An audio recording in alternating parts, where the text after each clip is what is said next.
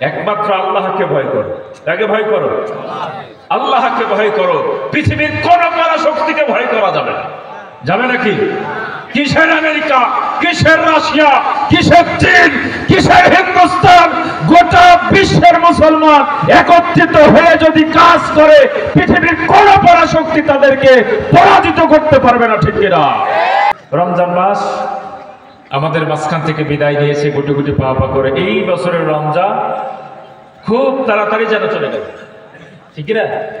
এত দ্রুত রমজান কোনো বছরে যায় না মনে হয়। খুব দ্রুত রমজান চলে গেল। দেখতে দেখতে রমজান এই চাঁদ উঠলো, চাঁদ শেষ। সম্মানিত উপস্থিতি, এই জন্যে যত দিন যাচ্ছে তত আমরা বরকত শূন্য হয়ে যাচ্ছি। কি শূন্য হচ্ছে? বরকত শূন্য হয়ে যাচ্ছে। রাসূল পাক সাল্লাল্লাহু আলাইহি ওয়াসাল্লাম নবুয়ত যখন পেলেন, নবুয়ত পাওয়ার পরে আল্লাহ রাসূলের কাছে জিবরিল আলাইহিস সালাতু ওয়াস সালাম ২৪,০০০ বার আগমন করেছেন। সুবহানাল্লাহ। ২৪,০০০ বার আগমন করলেন। ঠিক বিদায়ের মুহূর্তে আল্লাহ রাসূল যখন পৃথিবী মাঝ থেকে বিদায় হয়ে যাবেন, সেই সময়তে জিজ্ঞেস করলেন, ভাই জিবরিল, আপনি কি আর পৃথিবীতে আসবেন নাকি? তিনি বললেন, আমি আসবো পৃথিবীতে ১০ বার। ধরে বলেন কয়বার? ১০ বার। সর্বপ্রথম বরকত নামক সম্পদটি আমি তুলে নিয়ে চলে যাব। কি সম্পদ? বরকত। আজকে কাজে কামে বরকত নাই, আজকে ইবাদতে বরকত নাই, আজকে কোনো জায়গাতেই বরকত নাই, বরকত শূন্য। সম্মানিত উপস্থিতি, তাহলে আমরা যে বরকত নামক নিয়ামতটি হারিয়ে ফেলছি এটা তো বুঝতে পারছি না। ২ নম্বরে বললেন, ইবাদত থেকে মজা তুলে নেওয়া হবে। ইবাদত থেকে মজা, ইবাদত করছে মুসল্লি, নামাজ পড়ছে, রোজা করছে, কিন্তু মজা নাই। সম্মানিত উপস্থিতি, ডেইলি আমরা ৩২ বার আল্লাহর কাছে দোয়া করছি, আল্লাহ গায়রিল মাগদুবি আলাইহিম, গায়রিল মাগদুবি আলাইহিম। সর্বনিম্ন একটা দিনে একজন মুসল্লি ৩২ বার বলছে, আল্লাহ তুমি আমাদেরকে ইহুদি এবং খ্রিস্টানদের হাত থেকে বাঁচাও, অভিশপ্ত ইহুদি জাতির হাত থেকে বাঁচাও, পথভ্রষ্ট খ্রিস্টান জাতির হাত থেকে বাঁচাও। এতবার করে গোটা বিশ্বের মুসলমান দোয়া করছে। আচ্ছা বলেন তো, আজকে সবচাইতে নির্যাতিত নিপীড়িত কোন জাতি? মুসলিম জাতি। বারবার করে একটা মুসল্লি বারবার করে বলছে ৩২ বার, আল্লাহ তুমি ইহুদি খ্রিস্টানদের হাত থেকে বাঁচাও। আমার দেখা যায় সেই ইহুদি খ্রিস্টানই আমাদের উপরে সওয়ার হচ্ছে। তাহলে দোয়া কি কবুল হচ্ছে? বলেন, দোয়া কবুল হচ্ছে? আমার মুসলমান ভাইরা, আজকে গোটা পৃথিবীতে প্রায় ২০০ থেকে ২৫০ কোটি মুসলমান। আচ্ছা ইহুদি কত কোটি বলেন তো? কত? সর্বোচ্চ ৮০ লাখ। সর্বোচ্চ কত লক্ষ? ৮০ লক্ষ ইহুদি। মুসলমান ২৫০ কোটি। ২০০ থেকে ২৫০ কোটি মুসলমান। আহা, আমরা যদি একটু পেছনের দিকে চলে যাই, এমন একটা সময় ছিল যেই সময়তে মুসলমানদের কোনো দেশ ছিল না, মুসলমানদের সংখ্যা ছিল না, মাত্র ৩১৩ জন। কতজন? ৩১৩ জন। কোন রাষ্ট্র নাই, কোন দেশ নাই। আজকে মুসলমানের চাইতে ভালো খাবার কোন জাতি খায় না? বলেন, মুসলমানের খাবারের এত বেশি আইটেম, আমার মনে হয় অন্যান্য জাতির নামও জানে না। আজকে আরব কান্ট্রিগুলোতে আপনি তাকিয়ে দেখবেন, বিশাল বিশাল উট ফ্রাই করে একদম সামনে বসায় দিয়ে এমন খাওয়া খায়, জন্মের খাওয়া, অর্ধেক খায় আর বাকিটা নষ্ট করে। আচ্ছা মুসলমানের চাইতে বেশি খাইতে পারে কোন জাতি আছে? মুসলমানের খাবার অভাব নাই। আজকে মুসলমানের প্রায় ৫৬ থেকে ৬০টা রাষ্ট্র আছে। কতটা রাষ্ট্র? ৫৬ থেকে ৬০টা রাষ্ট্র আছে। মুসলমানের সংখ্যা আজকে ২০০ থেকে ২৫০ কোটি মুসলমান। আরে আজকে এতগুলো মুসলমান, খাবার অভাব নাই, পড়ার অভাব নাই, অস্ত্রের অভাব নাই, টাকার অভাব নাই, সংখ্যার অভাব নাই, দেশের অভাব নাই, কিন্তু আজকে মুসলমান নির্যাতিত, নিপীড়িত। আজকে ফিলিস্তিনের দিকে তাকিয়ে দেখুন, আপনি কি আনন্দের ঈদ কাটাচ্ছেন? স্ত্রীর জন্য, সন্তানের জন্য কত সুন্দর সুন্দর নতুন জামা কিনেছেন, বাড়ির ভেতরে কত খাদ্যের আইটেম। আর আমার ফিলিস্তিনি মুসলমান ভাইরা সেহরি করবেন, ঠিক সেই সময়তে আকাশ থেকে বোম পড়ছে। কথা বলো ঠিক কিনা?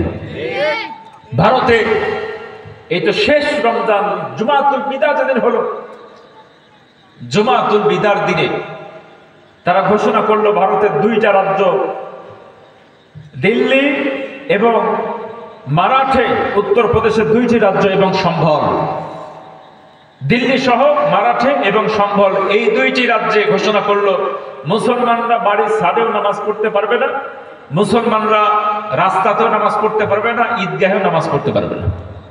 যদি নামাজ পড়া হয় পাসপোর্ট বাতিল করা হবে, ড্রাইভিং লাইসেন্স বাতিল করা হবে। আমার মুসলমান ভাইরা, এই তো আমাদের পার্শ্ববর্তী রাষ্ট্র ভারত, যেই ভারত মুসলমান শাসন করেছে 700 থেকে 750 বছর। সুবহানাল্লাহ বলেন, প্রায় 800 বছর মুসলমান শাসন করেছে। ভারতের ভিতরে যা কিছু দেখছেন সব মুসলমানের তো। আপনি তাজমহলের দিকে তাকান, দিল্লির শাহী জামি মসজিদ, এরপরে কুতুব মিনার, যাবতীয় যা স্থাপনা আছে সমস্ত স্থাপনাগুলো মুসলমানদের হাতের তৈরি। সম্মানিত উপস্থিতি, মুসলমানরা যদি চাইতো এই হিন্দুস্থানে একটা হিন্দুকে রাখবো না, পারতো নাকি পারতো না? 800 বছর পর্যন্ত মায়ের কোলে যেভাবে করে শিশু নিরাপদ, মুসলমানদের কোলে হিন্দুরা ঠিক সেই রকম নিরাপদ ছিল। আজকে অল্প কয়েকদিন হলো তারা ক্ষমতা পেয়েছে আর মুসলমান নিধন শুরু করে দিল।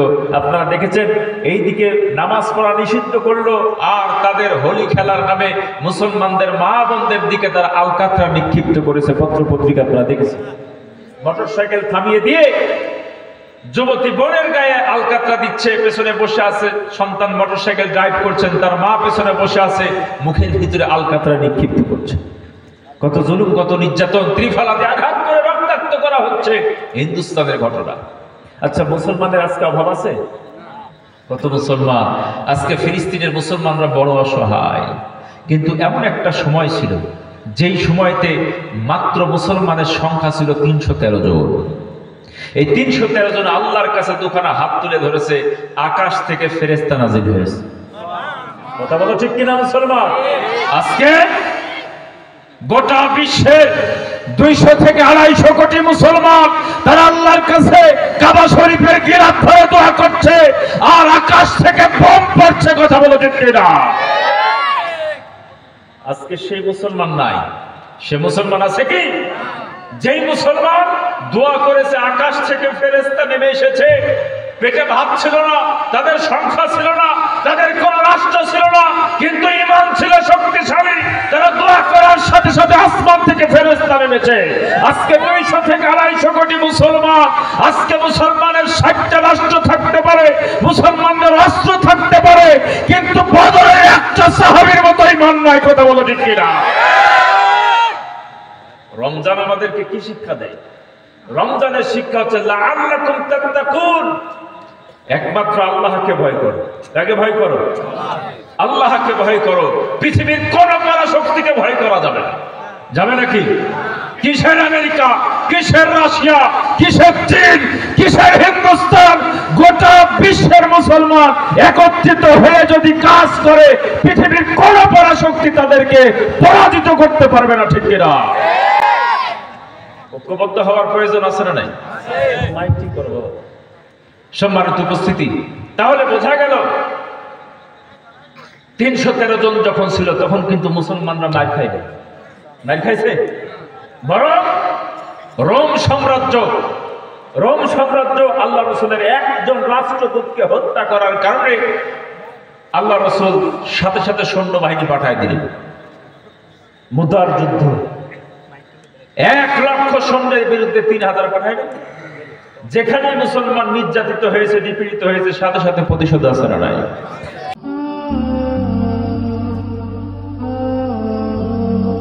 আল ইকরা টিভি।